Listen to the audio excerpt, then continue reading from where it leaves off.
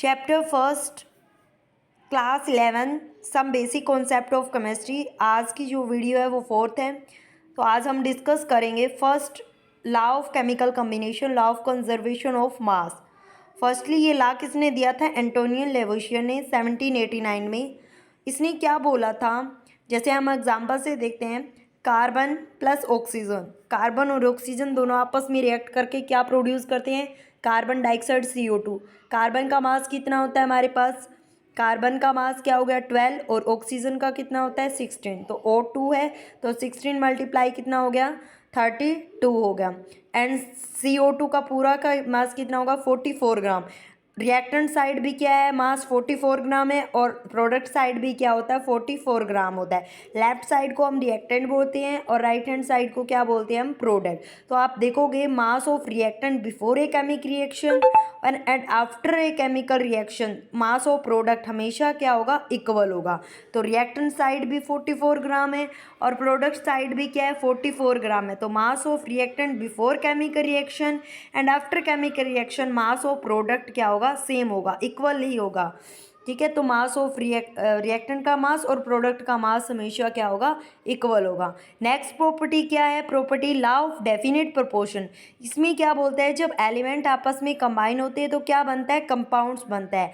जैसे हमारे पास वाटर है तो हाइड्रोजन H2O है, तो H2 क्या है? उसका रेशो 2, रेशो क्या होता है? 16, 2:16। ऑक्सीजन का 16, तो 2 1 जा 2, 2 8 जा 16। तो क्या है इसका रेशो? हमेशा वाटर का रेशो कितना होता है? 1:8। तो आप चाहे कहीं से भी पानी ले लो तो इसका जो रेशो होगा वो हमारे पास क्या होगा? फिक्स होगा। तो जैसे कॉपर की नेचुरल सैंपल ले लो, सिंथेटिक सैंपल है, हमेशा परसेंटेज क्या होगी? रहेगी सेम। चाहे आप देखोगे वाटर का रेशो हमेशा क्या निकलेगा? 1:8 निकलेगा, चाहे आप वाटर कौन सा भी यूज़ कर लो। ठीक है, तो ये कहने का मतलब क्या है कि एलिमेंट हमेशा कंबाइन होकर कंपाउंड है तो उसका रेशो क्या होगा? हमें मिलेगा फिक्स्ड। थर्ड प्रॉपर्टी क्या है? Law of multiple proportion. ये किसने दी थी? The law was proposed by Dalton. इसमें कहते हैं कि दो एलिमेंट कंबाइन होके एक से ज़्यादा कंपाउंड बना सकते हैं। जैसे क्या है? हाइड्रोजन ऑक्सीजन वाटर भी बना सकते हैं, और हाइड्रोजन और ऑक्सीजन बना क्या है? हाइड्रोजन परऑक्साइड भी बनाते हैं। वाटर का सिंबल क्या होता है हमारे पास? H2 होता है, और हाइड्रोजन परऑक्साइड का फॉर्मूला होता है H2O2 होता है। तो सेकेंडली इसके अंदर ये भी लिखा है दो एलिमेंट कंबाइन होके हमेशा एक कंपाउंड के साथ हमेशा क्या है? एक एलिमेंट हमेशा कंबाइन होके एक से ज़्यादा कंपाउंड बना सकते हैं। जैसे हाइड्रोजन ऑक्सीजन के साथ मिलके वाटर भी बना सकता है और हाइड्रोजन परऑक्साइड भी बना सकता है। एंड आगे क्या है? गे-ल्यूशिक लॉ ऑफ गैसियस वॉल्यूम। ये किसने किया था? इसके नेम से ही पता चल रहा है आपको। एंड इसमें क्या होता है? When gases react with each other, जब गैसेस आपस में रिएक्ट करती है, दे डू सो इन, जो गैसेस आपस में रिएक्ट करेगी वो सिंपल होल नंबर रेशियो में ही रिएक्ट करेगी।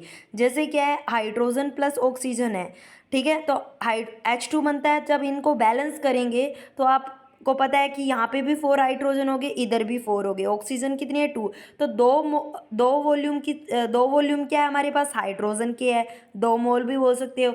1 मोल क्या है? ऑक्सीजन के। 1 वॉल्यूम ऑफ ऑक्सीजन रिएक्ट करिए, और हमेशा वाटर कितना मिलेगा हमारे पास? 2 वॉल्यूम ऑफ वाटर मिलेगा। हाइड्रोजन कितने वॉल्यूम ले रहे हैं? 2 volume of hydrogen, 1 volume of oxygen, and कितना वाटर मिल रहा है? 2 volume of water.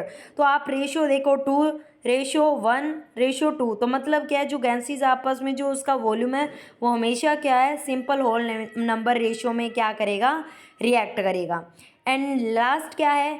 Avogadro's law. Avogadro's law है, इसमें क्यों जो गैसेस है वो इक्वल वॉल्यूम में अगर कंबाइन कर रहे हैं, अगर गैसेस का इक्वल वॉल्यूम है तो उनके अंदर क्या होगा? मॉलिक्यूल्स भी क्या रहेंगे? इक्वल रहेंगे। एंड नेक्स्ट क्या है हमारे पास? Dalton atomic theory. Dalton atomic theory में फर्स्टली क्या है कि atom is made up of,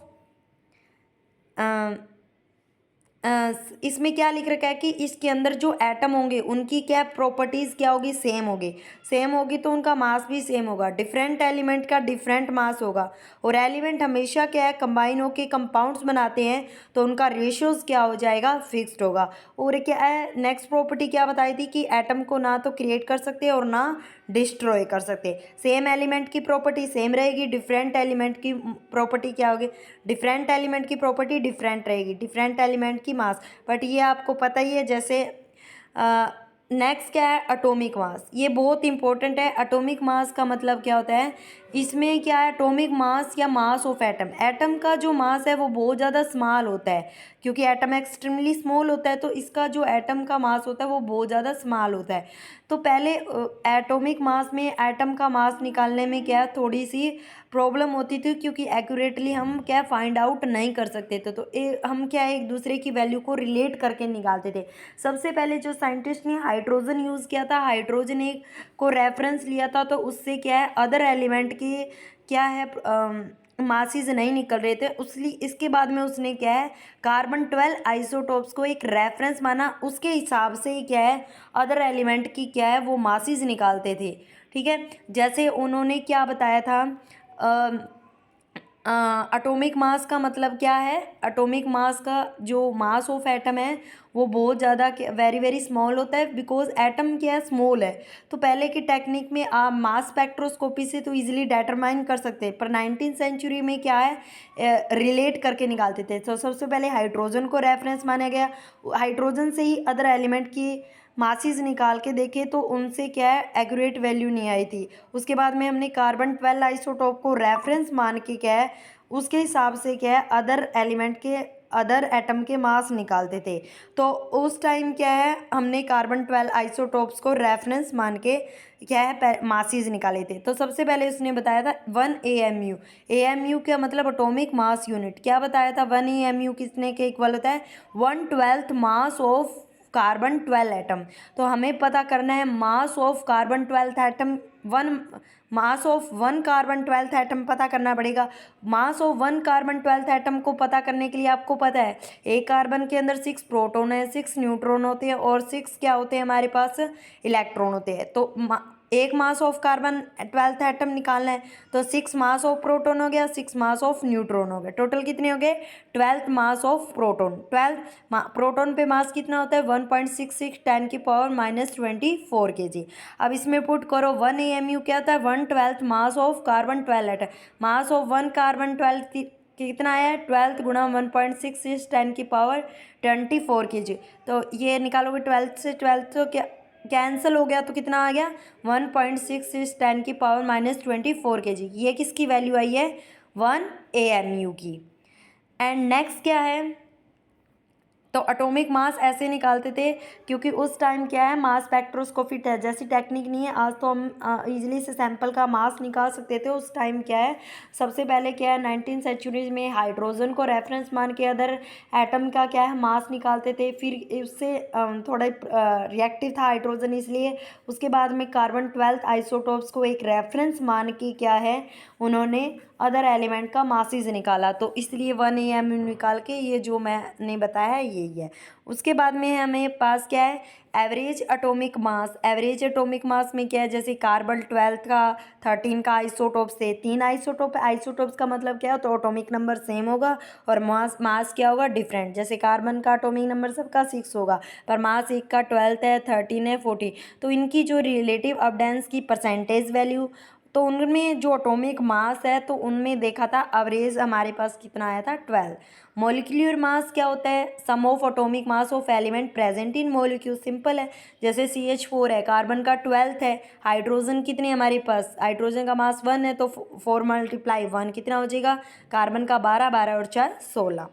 easy है। फॉर्मूला मास हमेशा किसका निकालते हैं हम, आयनिक कंपाउंड्स का निकालते हैं फॉर्मूला मास। देन हमारे पास क्या है मोल कॉन्सेप्ट, ये बहुत इंपॉर्टेंट है। मोल का हमने बताया था, मोल क्या है किसी भी सब्सटेंस की क्या है अमाउंट को डिटेक्ट करता है, व्यक्त करने के लिए क्या है एक मोल का यूज़ करते हैं। 1 मोल का किसके इक्वल होता है, एक मोल में कितने होते हैं 6 पॉइंट, जैसे एक दर्जन में 12 केले होते हैं, तो वैसे ही क्या है ये वैल्यू फिक्स होती है, वैसे ही क्या है एक मोल की वैल्यू फिक्स होती है 6.022 10 की पावर 23 एटम भी हो सकते हैं, आयंस भी और मॉलिक्यूल। तो पर मोल कॉन्सेप्ट की डेफिनेशन क्या है कि 1 मोल किसके इक्वल है, ये बोला है कि जितने कार्बन 12 में है, जितने कार्बन 12 में जितने एटम होंगे उतने ही कितने में होगा 1 मोल में। जैसे इसमें क्या है ये डेफिनेशन लिख भी रखी है, ठीक है। तो कार्बन ये देखो 1 mole of carbon weight is 12 gram और number of atom is in equal. तो क्या है, कार्बन 12 में जितने एटम होंगे उतने ही किस में होंगे, 1 मोल में। जैसे सिंपल वे में हमने क्या है, ये पीछे निकाल लिया हमने, ये वैल्यू निकाली थी ना मास ऑफ 1 कार्बन एटम की, तो कितनी आई थी, 12 गुणा 1.66 10⁻24 kg। तो 1 कार्बन में कितने ग्राम होती है, 12 गुणा 1.6 10⁻24 ग्राम।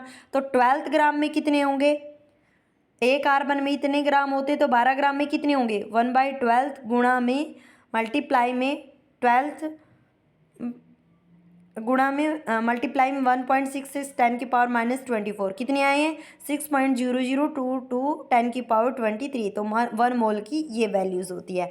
और वैसे 1 मोल आपसे पूछ ले अगर सिंपल वे में इतनी वैल्यू कैलकुलेट करना थोड़ा ये, तो इसके लिए सिंपल फॉर्मूला है, क्या होता है, हमेशा जो mass of 1 mole of substance हमेशा ग्राम में लेते हैं, उसको मोलर मास बोलते हैं। और मोल का जो फॉर्मूला होता है वो होता है given mass by molar mass, जो दिया गया है बाय में मोलर मास आपको निकालना आता ही है, सिंपल। नेक्स्ट क्या है, परसेंटेज कंपोजिशन। परसेंटेज कंपोजिशन में क्या है, इसमें फॉर्मूला होता है परसेंटेज निकालने का। जैसे हमारे पास वाटर की परसेंटेज निकालें, मतलब हाइड्रोजन कितने परसेंट है, ऑक्सीजन कितने परसेंट है, तो इसका फॉर्मूला क्या आता है, mass of that element in compound. First element लेना है, मल्टीप्लाई 100 परसेंटेज निकालने के लिए बाय में मोलर मास, टोटल कंपाउंड का मोलर मास निकालना है। जैसे हमारे पास हाइड्रोजन कितने हैं, इसमें 2 है, तो 2 इंटू क्या है, इसका मास कितना होता है, हमारे पास 1 होता है, बाय में मोलर मास ऑफ कंपाउंड, पूरे कंपाउंड का मोलर मास कितना हो गया, 2 और ऑक्सीजन का 16, तो 16 + 2 18, तो 18 और मल्टीप्लाई में 100, हमारी वैल्यू आ गई 11.18, ये होगी हाइड्रोजन। नेक्स्ट ऑक्सीजन की परसेंटेज निकालिए, है, ऑक्सीजन हमारे पास 1 है तो 16 ही होगा, बाय में क्या है, molar mass of compound total कितना है 18 मल्टीप्लाई 100, तो 88.79 इसकी क्या आ गई, परसेंटेज आ गई। जैसे हम C2H5OH का भी निकाल सकते हैं।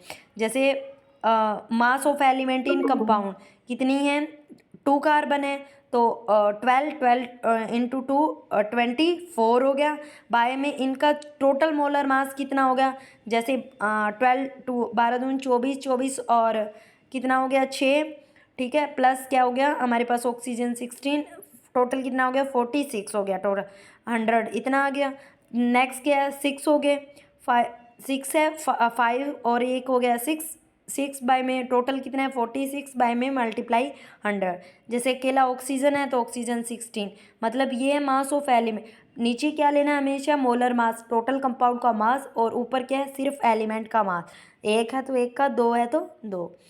नेक्स्ट क्या है, empirical formula and molecular formula. Empirical formula simple whole number ratios में देखेंगे, एंड मोलिकुलर फार्मूला क्या होता है, जो डिफरेंट टाइप्स के एटम है उनका मासिस है। जैसे हमारे पास एक एग्जांपल है, ए कंपाउंड्स कंटेन 4.07% ऑफ हाइड्रोजन दे रखी है, और कार्बन कितना है 24.27% इस कार्बन दे रखा है, एंड क्लोरीन कितना दे रखा है 71.6% क्लोरीन। तो ये हम क्या है, कल करेंगे। थैंक्स।